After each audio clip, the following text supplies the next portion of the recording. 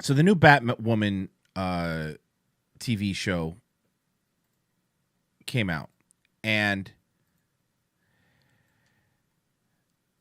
you got to think, new Batwoman, you're going to get a lot of people that are going to tune in to see this new show. It's like, dude, women of power. It's so hot right now. So check it out. You're going to love this news article. Ready? So, I mean, that's what you're dealing with what happened with the new Batwoman show. Yes, Batwoman season 2 drops 80. Listen, man, this is the Doctor Who, just to give you an example with the female doctor, which is, again, another fucking terrible experiment they did, dropped 60% in the ratings. 80% drop in the ratings. And you're right, go woke, go broke. That's not just a saying. That is an observable scientific phenomenon. An observable scientific phenomenon. 80 fucking percent. So they lost 8 of their 10 viewers. Yeah, 2 people are watching it now. And the 2 people that are watching it, the two people that are watching it are people that are watching it to make fun of it. I haven't even watched it. But anyway, Critical Drinker put this out, and I want to go through it because I haven't watched the episode and have no plans on doing it. So let's see what he has to say. And again, I like promoting this guy. He does really good work.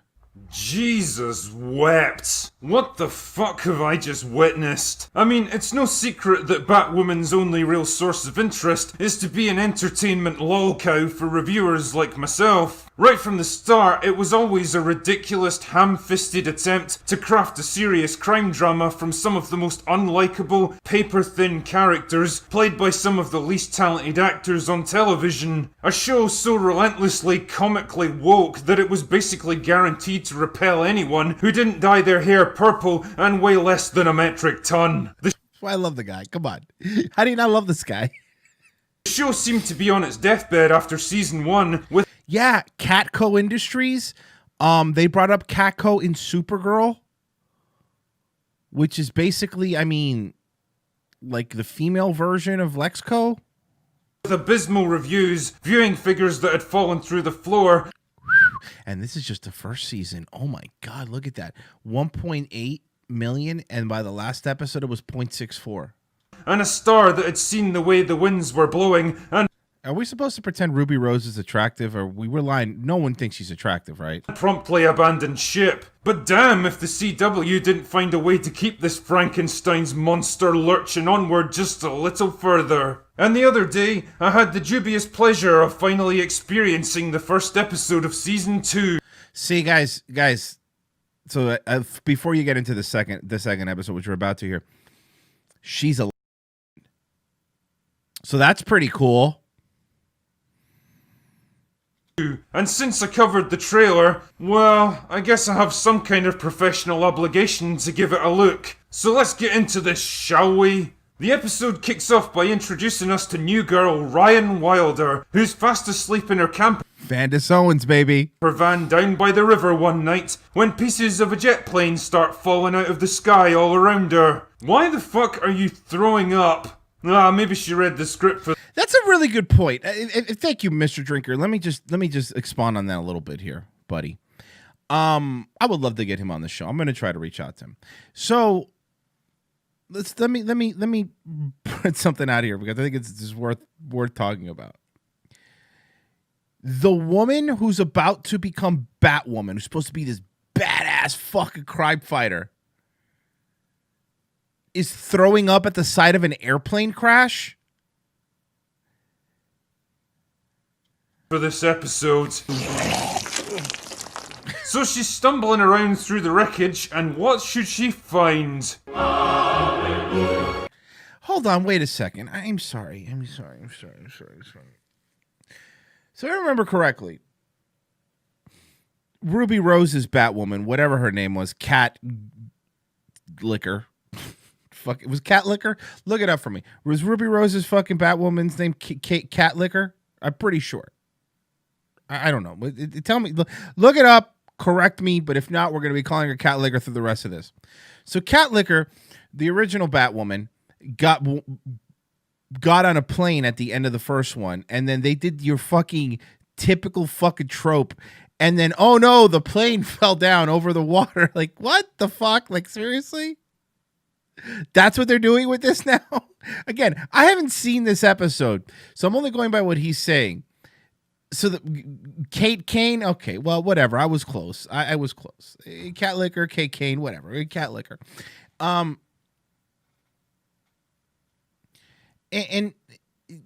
the plane crash, was she wearing the suit? Or was it like in a trunk? And wasn't this the end of the Dark Knight trilogies, the Christopher Nolan ones, when the bat plane exploded, but then it turned out that fucking Batman Bruce Wayne was alive and Alfred saw him in France or whatever? Okay, I'm not trying to overthink this. Please, Mr. Drinker, take over.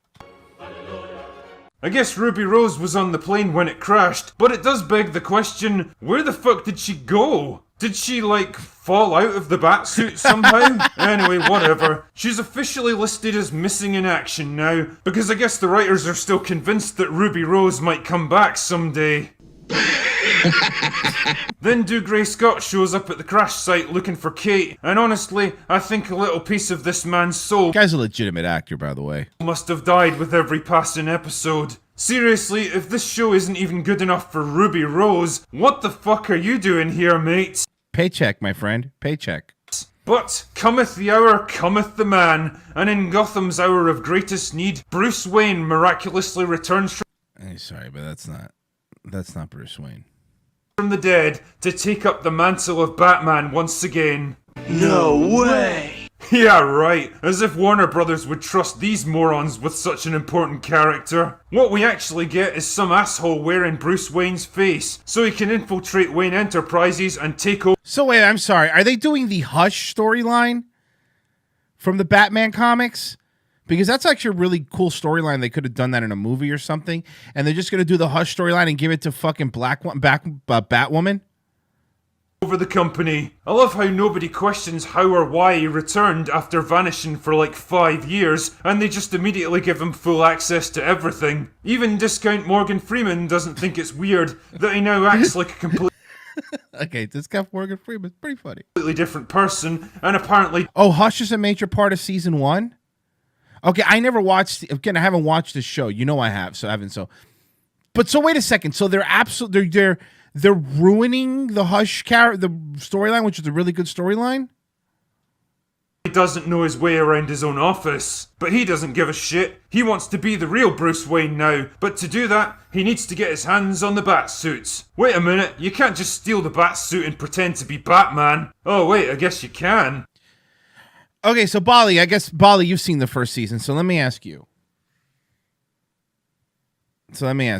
Because you've seen it.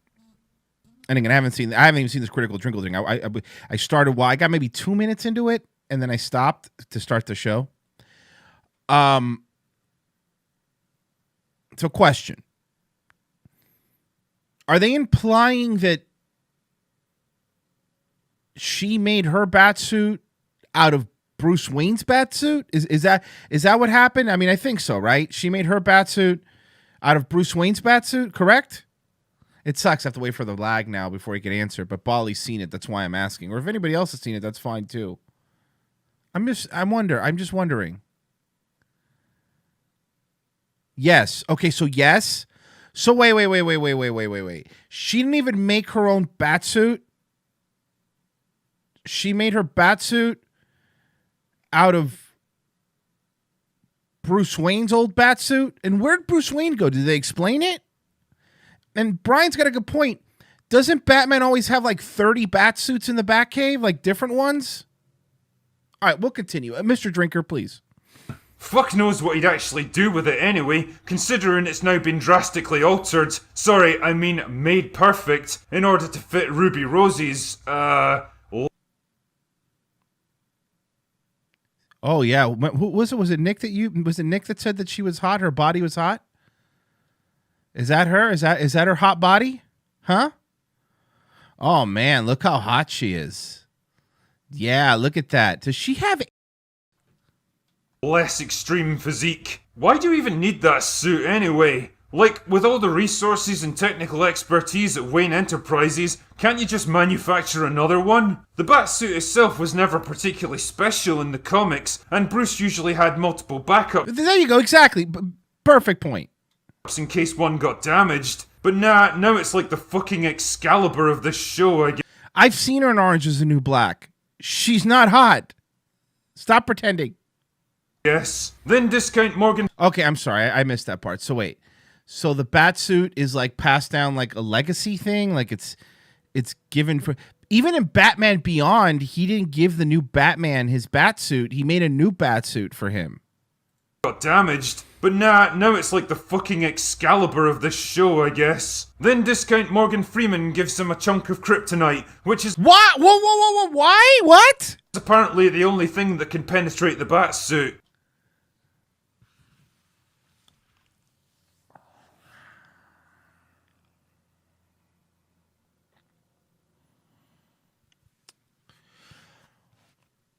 I thought kryptonite... Well, I know kryptonite was made because it could kill Superman, right? Like you could shoot a kryptonite bullet, it would hurt Superman. Why would you need a kryptonite bullet to hurt? Forget even all the SJW stuff, because I'm sure that's bad. But the writing outside of the SJW stuff is horrible. Why would you need a kryptonite bullet to penetrate? I don't understand. No, Batman's not from Krypton, bro. I'm going to calm down. I'm going to calm down. Let's just keep watching. And I'm sorry, Mr. Drinker. Go ahead. Count Morgan Freeman gives him a chunk of kryptonite, which is apparently the only thing that can penetrate the Batsuit. What the fuck is this thing made from? Superman? Anyway, keep that kryptonite in mind because it'll be important later. So then it's back to Ryan, who's apparently a criminal on probation, and she's angry with her probation officer because it's hard to find a job when you've got a criminal record. No shit, lady. That's why you're not supposed to break the law in the first place. Also, if an oppressed protagonist, abandoned by society, appealing for help to a disinterested bureaucrat looks strangely familiar, that's probably because you saw it in another DC movie a while back. What did I say? What the fuck did I say a couple days ago when we did this? What did I say? Exactly this. I'm glad other people are noticing it. That's exactly what they're trying to do with this scene. They're trying to do the whole fucking Joker vibe, and society has failed her. Bullshit. Oh my God. That's probably because you saw it in another DC movie a while back. All I have are negative thoughts. I know they say that if you're gonna steal, then steal from the best, but damn, the idea of Batwoman actually putting itself on the same playing field as the Joker just warms my heart. God bless you, CW. Never change. Anyway, I think you get the point here. Ryan is a down and out, and she ticks basically every oppression box possible, but now that she has the Batsuit, that can only mean one thing. Time to be powerful.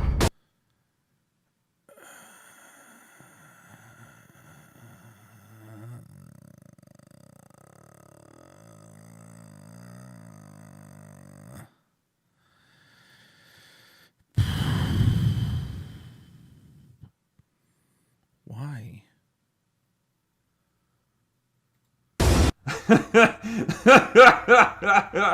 Fuck's sake, man. I honestly hoped that was just a line for the trailer. But nope, there it is, loud and proud for all to see. I love how the writers of this show have literally never heard of the concept of irony. So now that she's suited up, it's time for Spider-Man. Diverse Batwoman to kick some criminal arse. Cue another clumsy fight scene with the world's most accommodating stuntmen. Cue more cringe-inducing one-liner.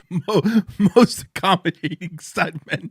Good goddamn point. She wouldn't be able to beat these people up. And cue disgusting soundtrack that absolutely doesn't match with what's happening. Perfect work as always, CW. We also find out that diverse Batwoman's mum got murdered by Alice's gang back when she was younger. Wow, what are the odds that this random stranger would have such a personal connection to the show's antagonist? So discount Morgan Freeman tracks her down to get the suit back, but she's like, nah, it'll be fine. Then she gives him a lecture about how oppressed she is and how she deserves the suit because her life has been hard. Fucking hell, the show is literally giving us a lecture about social justice.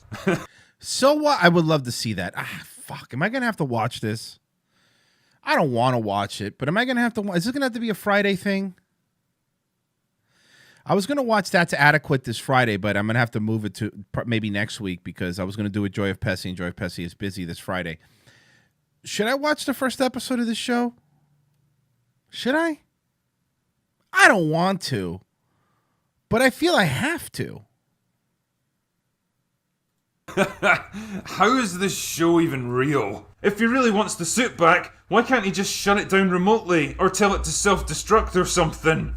I think I can smell shite. Then finally, someone figures out that fake Bruce is fake by tripping him up with something that the real Bruce should have known. It's a shame that discount Morgan Freeman never thought about that before giving him access to the Batcave.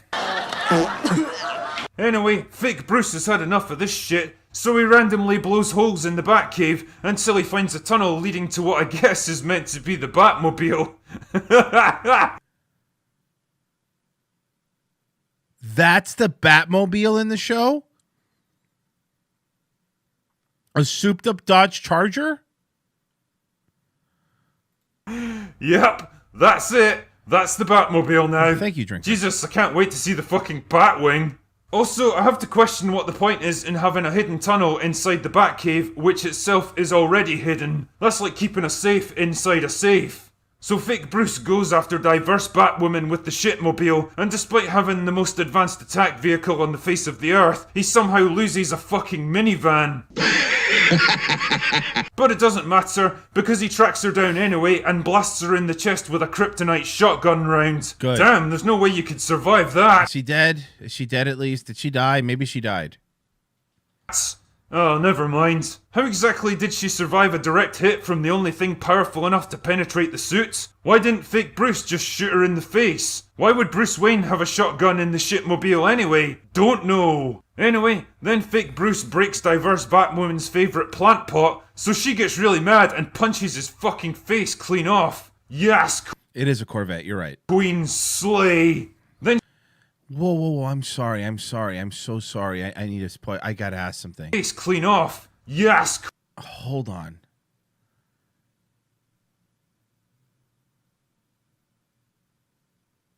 Wait a second.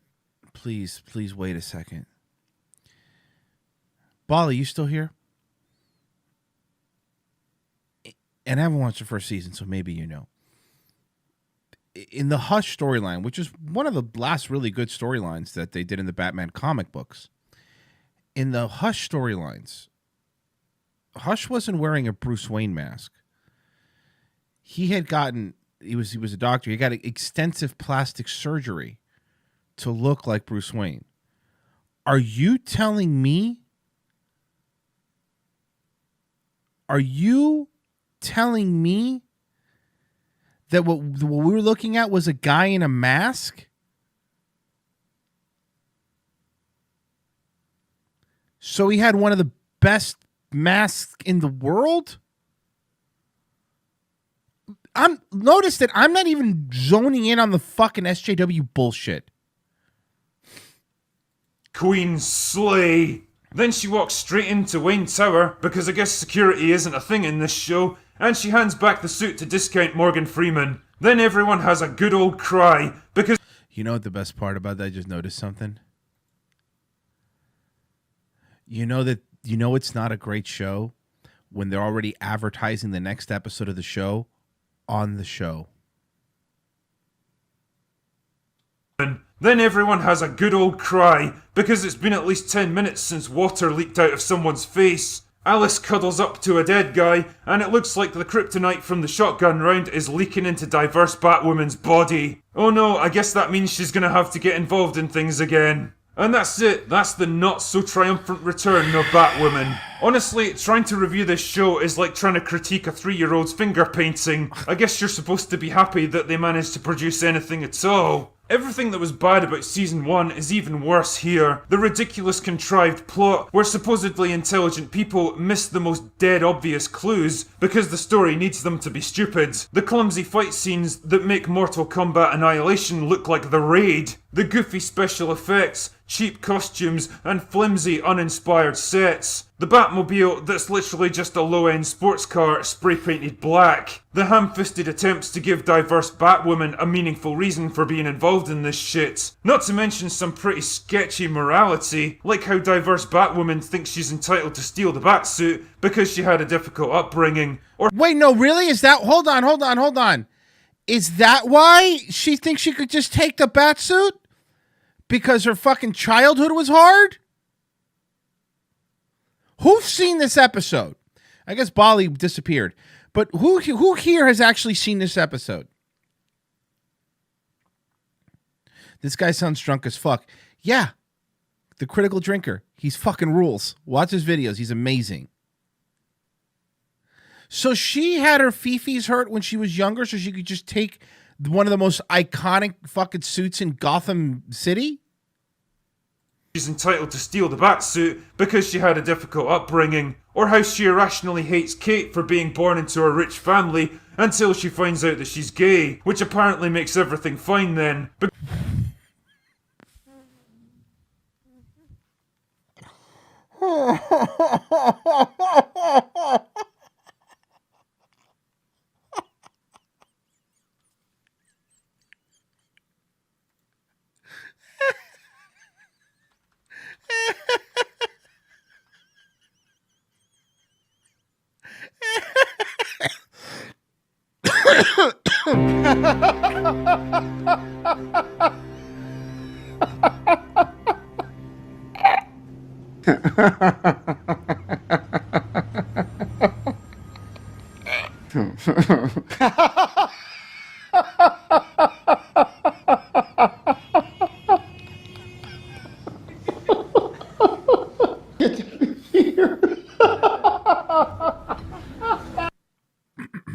Born into a rich family until she finds out that she's gay, which apparently makes everything fine then, because I guess your sexuality determines whether or not you're a good person. That's a fucking... So she didn't like her because she was a spoiled rich bitch, but because she fucking scissors with people in 2021, that fucking... That's it? Then that's fine? Then it's okay? Then it's fine?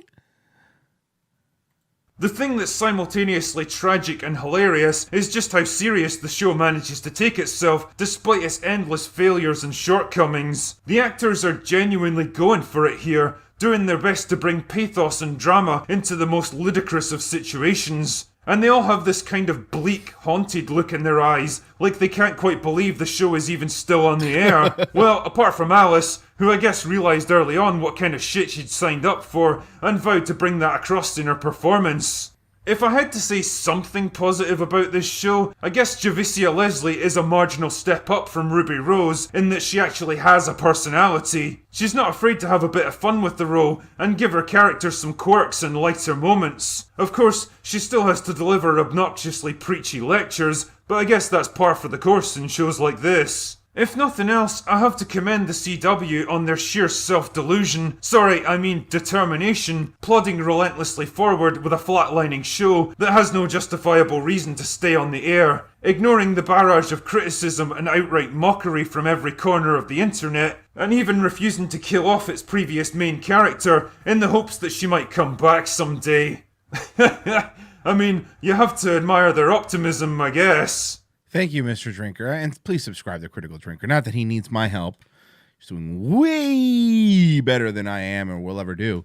But does great reviews. Just fucking great reviews. Wow, it looks really, really bad, guys. It looks really, really, really, really, really bad.